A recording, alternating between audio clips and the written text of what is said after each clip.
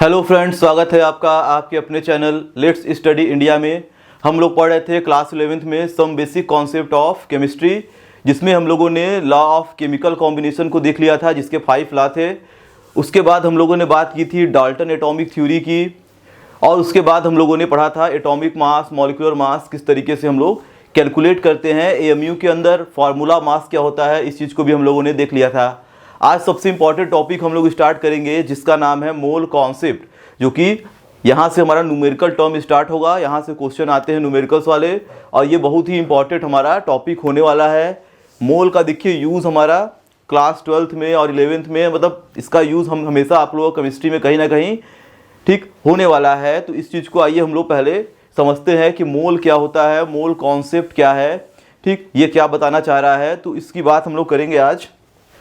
Some basic concept of chemistry, mole concept, ठीक। तो बात करेंगे जब भी देखिए मोल कॉन्सेप्ट की, तो यहाँ पे देखिए एक नंबर दिया गया है हमारे पास 6.022140076। इतना बड़ा हमें याद नहीं रखना है, हमें केवल याद रखना है 6.022 तक, ठीक। यानी पॉइंट के बाद 3 नंबर मैक्सिमम हमें पता होना चाहिए, और 10 के पावर 23 ये भी हमें पता होना चाहिए। यानी ये है क्या, ठीक है, ये हमारा जो नंबर है, यही नंबर क्या है सबसे इंपॉर्टेंट यहाँ पे होने वाला है। यानी मोल कॉन्सेप्ट का मतलब हम लोग मोल कॉन्सेप्ट में समझेंगे, ठीक है, इस नंबर के बारे में, यानी ये नंबर क्या बताना चाह रहा है। तो यहाँ पे देखिए हमारा एक डिफिनीशन लिखा गया है, आइए इसको पढ़ लेते हैं, फिर अपने लैंग्वेज में इसको इजी वे में समझते हैं। तो देखिए यहाँ पे दिया गया है, in the field of chemistry a mole is defined as a amount of substance.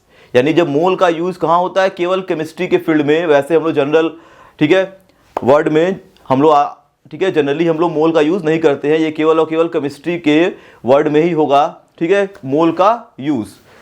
तो इसका यूज कहाँ है, mole defined as the amount of substance that contain exactly 6.022 into 10 के power 23 elementary entries of the given substance. Definition हम लोगों ने पढ़ लिया, कुछ चीज़ें समझ में आई होंगी, कुछ नहीं। तो आइए इसको हम लोग सिंपल लैंग्वेज में थोड़ा सा देखते हैं। तो मोल क्या है, मोल हमारा, ठीक है, केमिस्ट्री के अंदर किसी भी सब्सटेंस को मेजर करने के लिए या उसे उसके नंबर को कैलकुलेट करने के लिए, ठीक है, हमारे पास क्या है, ये एक नंबर होता है, ठीक है, जो कि क्या बताता है कि हमारा ये सब्सटेंस इतना है या इतना है। यानी अगर मैंने बोल दिया कि 1 मोल H2O, ठीक है, मैंने वाटर मॉलिक्यूल की बात की और मैंने लगा दिया 1 मोल H2O, तो इसका मतलब क्या होगा, इतना H2O, ठीक। 1 मोल मैंने बोल दिया इलेक्ट्रॉन, इसका मतलब इतने ढेर सारे इलेक्ट्रॉन। अगर मैंने बोल दिया 1 मोल ऑक्सीजन गैस, तो इसका मतलब क्या हुआ, 6.022 into 10 के पावर 23 ऑक्सीजन गैस। यानी ये क्या होता है हमारा, ये मोल एक नंबर है जो कि हम लोग केमिस्ट्री में यूज करते हैं किसी भी स्पीसीज के, ठीक है, किसी भी स्पीसीज को आइडेंटिफाई करने के लिए, हम बोल सकते हैं, ठीक है, उसके अमाउंट को दिखाने के लिए या उसके अमाउंट को बताने के लिए हम लोग यूज़ करते हैं। जैसे अगर एक सिंपल लैंग्वेज में बोला जाए, अगर मैंने बोल दिया, जैसे हम लोग जनरली यूज़ क्या करते हैं, जैसे किसी नंबर को एक साथ में लेते हैं, जैसे हम लोग कभी कभी कैलकुलेट करते हैं कि 1 डजन, ठीक, 1 डजन हमारे पास पेन है, तो इसका मतलब क्या हुआ कि 12 पेन की बात हो रही है। अगर मैंने यहाँ पर लिख दिया कि 1 डजन ऑफ पेन्स, ठीक, तो 1 दर्जन पेन का मतलब क्या हुआ कि 12 पेन हमारे पास है। कोई भी सब्सटेंस हमारे पास क्या है, 12 है। 1 दर्जन का मतलब पेन हो, कुछ भी हो, तो वो 12 है। वैसे ही हमारा केमिस्ट्री के लैंग्वेज में 1 मोल होता है। यानी यहाँ पे 1 डजन 12 दिखा रहा है, तो केमिस्ट्री में 1 मोल क्या दिखाएगा, 1 मोल दिखाएगा इस पूरे नंबर को। अगर मैंने बोल दिया कि 1 मोल, ठीक, कोई भी हमारे पास क्या है, मान लेते हैं हम लोग 1 मोल कार्बन एटम, तो 1 मोल कार्बन एटम की बात हो रही है, ठीक है। जैसे 1 डजन में 12, तो उस तरह 1 मोल में क्या होगा, 6.022 into 10 के पावर 23 कार्बन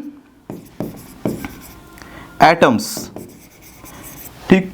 तो ये क्या दिखा रहा है हमारा, इस कार्बन, यानी जो हमारे पास क्या है, ये कार्बन है, इसके अमाउंट को ये क्या कर रहा है, डिफाइन कर रहा है कि 1 मोल कार्बन का मतलब इतना कार्बन। तो कोई भी सब्सटेंस हमारा केमिस्ट्री के अंदर, इलेक्ट्रॉन हुआ, एटम हुआ, मॉलिक्यूल हुआ, प्रोटॉन हुआ, कोई भी स्पीसीज हुआ, आयंस हुआ, सबके लिए एक मोल क्या है, इसी नंबर के बराबर है। कोई भी चीज़ अगर एक मोल होगा तो इतना होगा।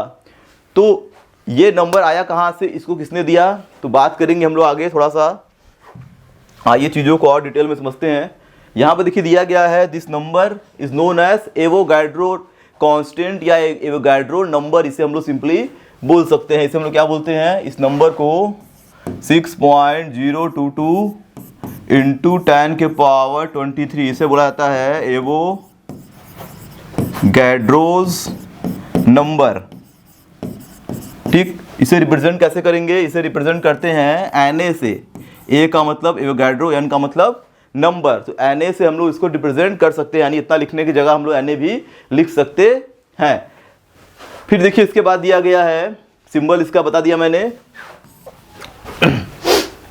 और ये हमारा रिप्रेजेंट क्या करता है, ये किसी भी चीज़ का अगर एक मोल है तो यानी ये इतना नंबर की बात कर रहा है। तो वो हमारा एटम हो सकता है, मॉलिक्यूल हो सकता है, ठीक है, mono atomic, poly atomic, ions हो सकते हैं। आयंस का मतलब ऐसे एटम या ऐसे मॉलिक्यूल जिस पे क्या हो, पॉजिटिव या निगेटिव चार्ज हो। तो इलेक्ट्रॉन हो सकता है, ठीक है, प्रोटॉन हो सकता है, कोई भी चीज़ अगर एक मोल है।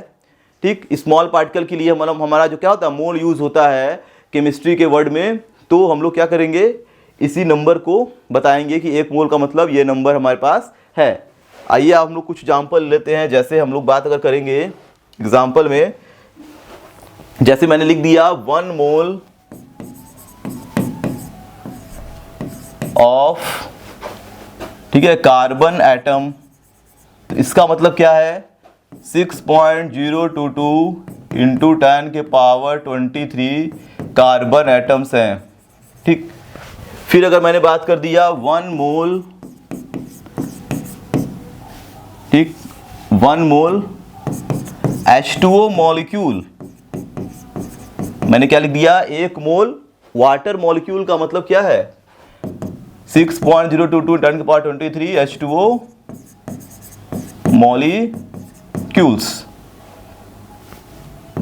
यानी इतने ढेर सारे क्या है, वाटर के मॉलिक्यूल हैं। अगर एक मोल, कोई बोलेगा 1 मोल पानी लाओ, तो मैंने 1 मोल पानी ला के दे दिया, यानी उसके अंदर क्या है, इतने ढेर सारे वाटर के मॉलिक्यूल्स, यानी ये क्या है, बहुत बड़ा नंबर है। इस नंबर को लिखा जाए तो ये बहुत बड़ा नंबर बन के आता है। जैसे अगर मैंने बोल दिया 1 मोल, ठीक है, Na प्लस आयन, तो 1 मोल Na प्लस आयन का मतलब क्या हुआ, इतने ढेर सारे Na प्लस के आयंस। तो कोई भी चीज़ अगर 1 मोल है तो यानी इसी नंबर के बराबर है। तो ये नंबर क्या है, एक बहुत बड़ा नंबर है। अगर इसको लिखा जाए तो यहाँ पे क्या लिखा हुआ है, 6.022 इंटू 10 के पावर 23, इसके आगे भी नंबर है, मैंने क्या किया, यहाँ तक लिया है, जो कि इतना सफिशियंट है कैलकुलेशन करने के लिए।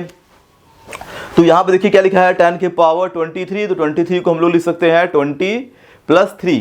तो अगर मैं यहाँ पे 10 के पावर 20 और 10 के पावर 3 में इसको अलग अलग सेपरेट कर दूँ, तो जो 10 के पावर 3 है उसका मतलब क्या, 1000, और 1000 से मल्टीप्लाई कर दिया जाए इसमें, तो ये क्या आ जाएगा, 6022।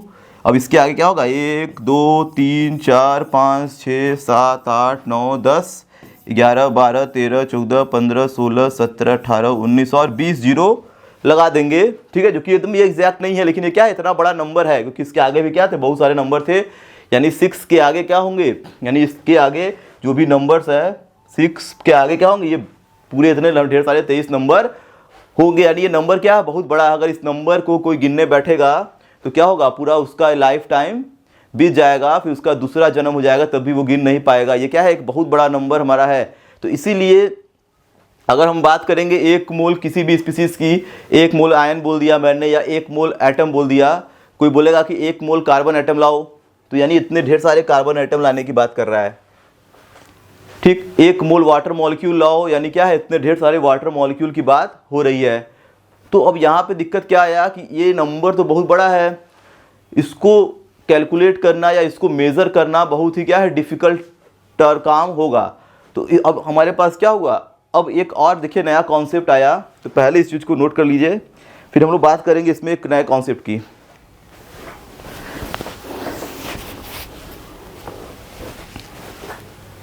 तो ये देखिए जो हमारा मोल है, ये एक बहुत बड़ा नंबर है। तो इसको गिनना या इसको क्या करना, कैलकुलेट करना, मेज़र करना क्या है, बहुत ही डिफिकल्ट टास्क हो गया।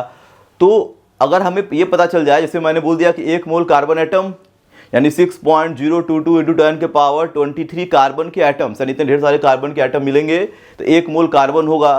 तो अब इसको अगर गिनने बैठेंगे तो बहुत बड़ा नंबर है, इसको गिनना तो मुश्किल है। तो अगर हमें ये पता चल जाए कि 1 मोल का वेट कितना है, ठीक, ग्राम में, तो वो हमारा क्या होगा, इजी काम हो जाएगा। जैसे कोई बोला 1 मोल कार्बन लाओ, तो इतने ढेर सारे कार्बन के एटम को गिन के लाना तो बहुत मुश्किल काम है।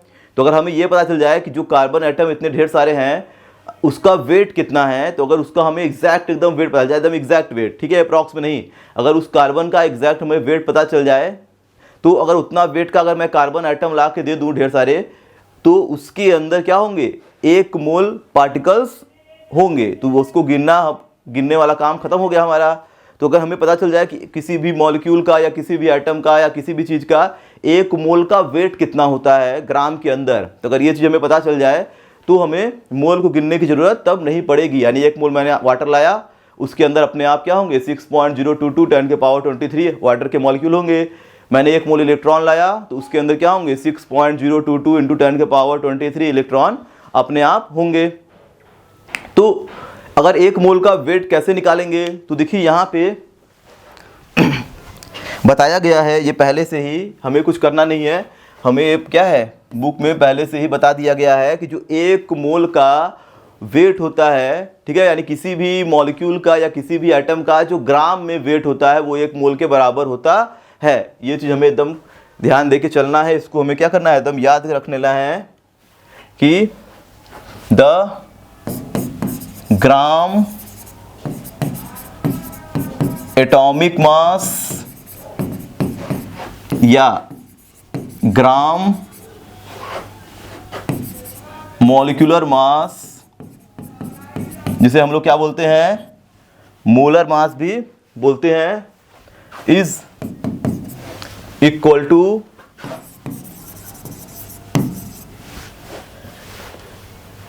ऑफ, यहां मैं लिख दे रहा हूं ऑफ एनी स्पीसीज, ठीक, एटम के लिए एटम, मॉलिक्यूल के लिए मॉलिक्यूल, स्पीसीज का मतलब क्या होता है, एटम, मॉलिक्यूल या आयन कुछ भी हो सकता है, इज इक्वल टू 1 मोल। यानी इसका मतलब है क्या, ये देखिए बहुत इंपॉर्टेंट लाइन लिखा गया है, इसका मतलब क्या है, आइए समझते हैं। फॉर एग्जाम्पल जैसे मैंने ले लिया, ठीक, 18 ग्राम ऑफ वाटर मॉलिक्यूल, जैसे मैंने क्या ले लिया, 18 ग्राम H2O मॉलिक्यूल। तो 18 ग्राम H2O मॉलिक्यूल मतलब क्या है, ये क्या है, वाटर का ग्राम ग्राम मॉलिक्यूलर मास है। यानी अगर मैं वाटर का मॉलिक्यूलर मास ग्राम में निकालूंगा तो कितना आएगा, 18 ग्राम आएगा। इसको हम लोग पहले कैलकुलेट भी कर चुके हैं AMU में, ठीक। तो यहाँ पे देखिए ऑक्सीजन का एटॉमिक वेट होता है 16 और हाइड्रोजन का कितना होता है 1 और हाइड्रोजन कितने हैं 2, 16 + 2 कितना आ जाएगा 18 ग्राम। तो अगर वाटर का मॉलिक्यूलर वेट निकाला जाए ग्राम के अंदर तो ये क्या आएगा 18 ग्राम। तो अगर मैंने 18 ग्राम वाटर लिया तो इसका मतलब क्या है, ये 1 मोल H2O है, ठीक। तो यहाँ से हमें चीज़ें पता चल गई कि किसी भी मॉलिक्यूल का या एटम का जो ग्राम में वेट होगा वो 1 मोल के बराबर अपने आप होता है। इससे हमें क्या आइडिया मिल गया, अगर कोई बोलेगा कि अब 1 मोल वाटर लाओ तो हमें अब 1 कप वाटर का ढेर सारे मॉलिक्यूल को गिनना नहीं है। अब सीधे क्या करेंगे, उसको 18 ग्राम पानी ला के दे देंगे, 18 ग्राम पानी ला के दे देंगे, उसके अंदर अपने आप क्या होंगे 6.022 इंटू 10 के पावर 23 मॉलिक्यूल्स वाटर के प्रेजेंट होंगे। तो यहाँ पे अब कुछ करना हमें नहीं है, ठीक है। मैंने 18 ग्राम पानी ला के दिया, उसके अंदर अपने आप इतने पार्टिकल अपने आप प्रेजेंट है, यानी ये क्या है 1 मोल वाटर है। 18 ग्राम का मतलब क्या होगा 1 मोल वाटर। वैसे ही कोई बोला, ठीक है, मैंने बोल दिया 35.5 या मैंने लिख दिया कुछ भी 23 ग्राम सोडियम एटम, ठीक। मैंने क्या लिखा 23 ग्राम सोडियम एटम, यानी सोडियम का जो एटॉमिक मास है वो ग्राम में वो कितना है 23 ग्राम। तो इसका मतलब क्या है, ये भी 1 मोल ऑफ सोडियम एटम को यहाँ लिख दीजिए मॉलिक्यूल्स, ये क्या दिखा रहा है 1 मोल ऑफ सोडियम एटम्स की बात ये कर रहा है। अगर मैंने 23 ग्राम सोडियम एटम लाया, यानी ये सोडियम क्या है एटॉमिक वेट ग्राम के अंदर, तो 23 ग्राम सोडियम लाइए तो अपने आप क्या उसके अंदर 1 मोल सोडियम के एटम प्रेजेंट होंगे। तो अगर कोई बोला कि 1 मोल सोडियम एटम दीजिए हमको, तो उसको कितना देंगे हम लोग 23 ग्राम, उसको आराम से दे देंगे। तो अपने आप क्या होगा 1 मोल हो जाएगा, जिसके अंदर इतने ढेर सारे सोडियम के एटम प्रेजेंट होंगे। तो अब हमें क्या करना है सीधे सीधे, ठीक है, ग्राम एटॉमिक वेट या ग्राम मॉलिक्यूलर, ठीक है, वेट को याद रखना है।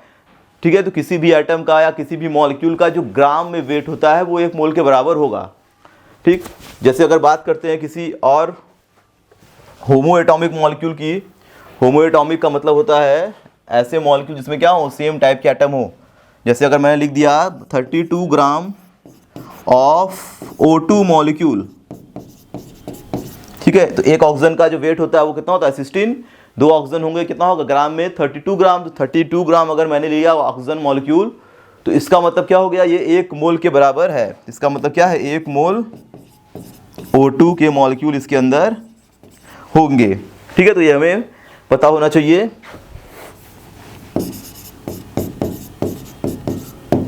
तो ये हमें याद रखना है। ठीक, तो किसी भी मॉलिक्यूल का या एटम का जो ग्राम में वेट होगा वो 1 मोल के बराबर होगा। अगर इसमें अगर क्वेश्चन मान लीजिए ऐसे पूछ दिया कि 32 ग्राम O2 मॉलिक्यूल में 1 मोल O2 मॉलिक्यूल है, यानी अगर हम लोग क्या करेंगे 32 ग्राम ऑक्सीजन मॉलिक्यूल अगर ले लिए, ठीक है, 32 ग्राम मैंने क्या ले लिया ऑक्सीजन मॉलिक्यूल, तो उसके अंदर क्या होंगे O2 इतने ढेर सारे O2 के मॉलिक्यूल्स होंगे।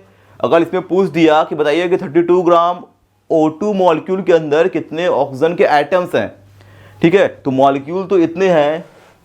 अगर एटम की बात करेंगे तो एक मॉलिक्यूल के अंदर क्या है 2 एटम, तो इतने ढेर सारे मॉलिक्यूल के अंदर कितने होंगे इसके जस्ट डबल एटम होंगे। तो अगर इसमें क्या कर देना है हमें 2 से मल्टीप्लाई कर देना है, तो 2 से मल्टीप्लाई जैसे ही करेंगे तो ये हमारा नंबर क्या होगा इसका डबल आ जाएगा। ठीक है, यानी ये क्या आ जाएगा हमारा 12.044 इंटू 10 के पावर 23 एटम्स हो जाएंगे ऑक्सीजन के। तो इस तरीके से हमारा देखिए मोल कॉन्सेप्ट से न्यूमेरिकल भी देता है, तो इसको करिए नोट।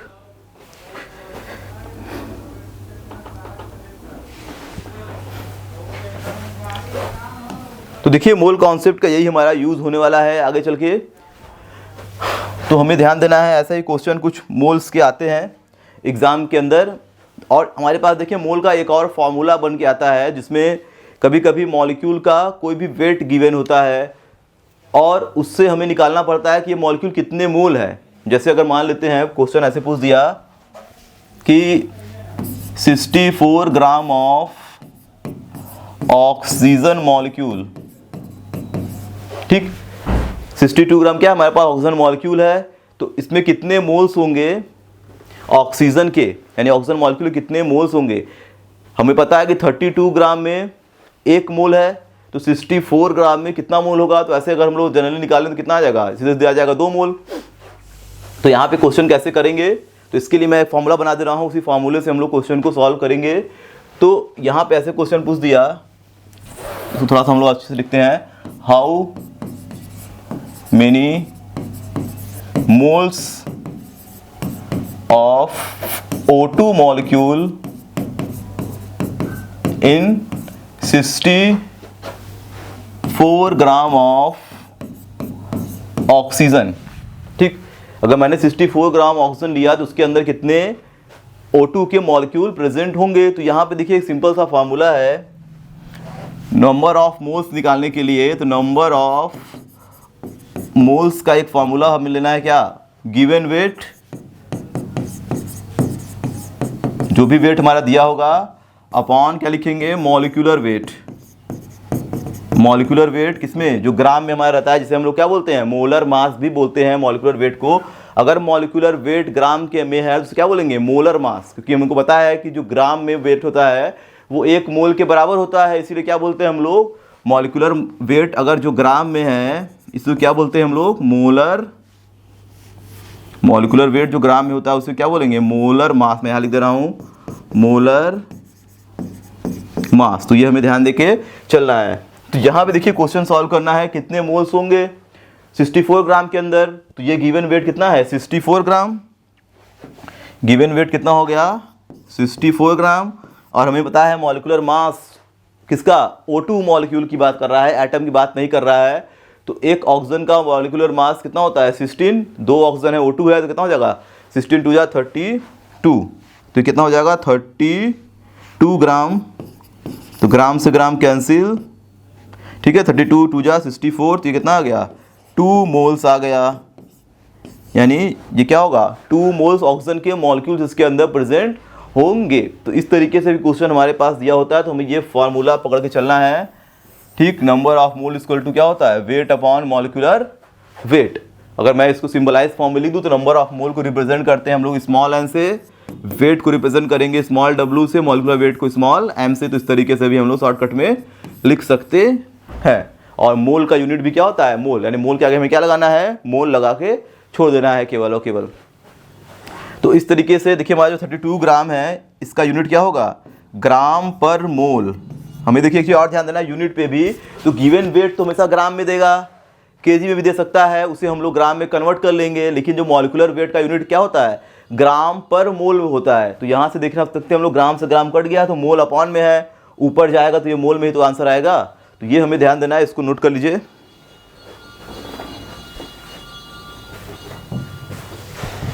तो इस तरीके से देखिए मोल कॉन्सेप्ट के क्वेश्चन और भी आते हैं। जैसे पूछ दिया कि बताइए कि इतना वेट में कितने नंबर ऑफ, ठीक है, पार्टिकल प्रेजेंट है। जैसे मान लेते हैं पूछ दिया कि how many number of sodium atoms present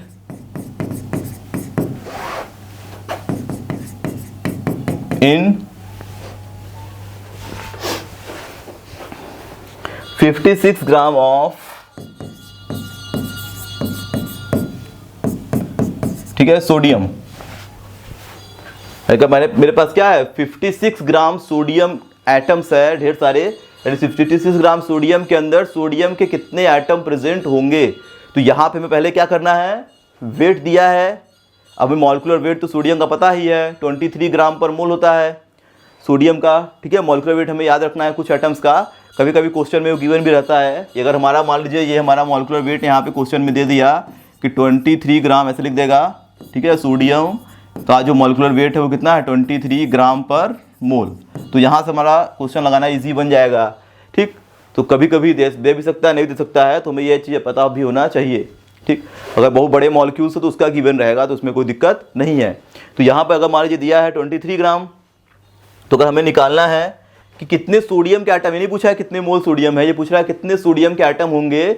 अगर मैंने 56 ग्राम सोडियम ले लिया तो उसके अंदर कितने ढेर सारे आइटम प्रेजेंट होंगे। तो इस चीज़ को कैसे कैलकुलेट करना है, तो हमें पहले क्या करना है, नंबर ऑफ मोल निकालना है। और नंबर ऑफ मोल्स का फार्मूला फिर वही लिखेंगे, given weight upon molar mass या मॉलिक्यूलर वेट। तो गिवन वेट इसका कितना है 56 ग्राम, तो ये तो गिवन है, यहाँ मैंने लिख दिया 56 ग्राम। और मोलर मास कितना होता है सोडियम का 23 ग्राम पर मोल, तो 23 ग्राम पर मोल। तो ये हमारा क्या होगा, कैंसिल हो जाएगा, ठीक है। तो इसको हम लोग क्या करेंगे, कैंसिल करेंगे। तो ये हमारा ग्राम से ग्राम कैंसिल हो गया, कितना आ जाएगा 56/23 मोल, ये हमारा आ गया, ठीक है। 56 अपॉन क्या आ गया 23 मोल ही आ गया।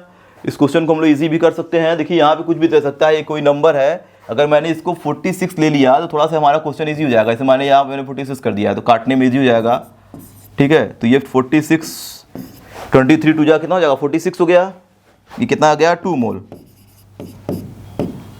सीधे कितना आ गया 2 मोल। तो हमें पता है कि 1 मोल में कितने सोडियम के पार्टिकल होंगे या सोडियम के एटम होंगे। तो यहाँ पे हमें क्वेश्चन लगाना है, हमें ये तो पता चल गया कि कितने मोल है, 46 ग्राम में कितने मोल है, तो कितना आ गया 2 मोल। तो इसमें एटम कितने होंगे, तो अगर देखिए यहाँ बात की जाए कि 1 मोल सोडियम एटम के अंदर अगर 1 मोल सोडियम एटम हमारे पास है, इसका मतलब क्या है कि ये क्या है 23 ग्राम सोडियम एटम की बात कर रहा है। 1 मोल का मतलब उसका मोलर मास 23 ग्राम। तो 2 मोल में कितना हो गया? तो अगर बात की जाए 2 मोल सोडियम एटम की तो क्या होगा? सीधे सीधा इसका ठीक है डबल हो जाएगा, यानी क्या होगा? 46 ग्राम। लेकिन पूछा क्या है कि कितने पार्टिकल्स होंगे। तो 1 मोल में, इसको हम लोग थोड़ा सा हटाते हैं, 1 मोल सोडियम के अंदर होंगे 6.022 इंटू 10 के पावर 23 सोडियम। तो 2 मोल में कितना हो जाएगा? सिंपल हमें क्या करना है, बस 2 से मल्टीप्लाई कर देना है। कितना हो जाएगा? 2 इंटू 6.022 इंटू 10 के पावर 23 सोडियम एटम। तो ये कितना जाएगा? 2 2 जा 4, 2 2 जा 4, 0 और 2 6 जा 12। ठीक है, ये आ गया हमारा क्या? 12.044 इंटू 10 के पावर 23 सोडियम एटम होंगे। यानी 2 मोल में क्या होंगे? इतने ढेर सारे सोडियम के एटम प्रेजेंट होंगे। तो नंबर कभी पूछता है, कभी मोल पूछता है, तो इस तरह से क्वेश्चन को हम लोग नोट कर सकते हैं। तो इस तरीके से देखिए मोल कॉन्सेप्ट के न्यूमेरिकल और पूछे जाते हैं, और भी न्यूमेरिकल्स हम लोग आगे देखेंगे।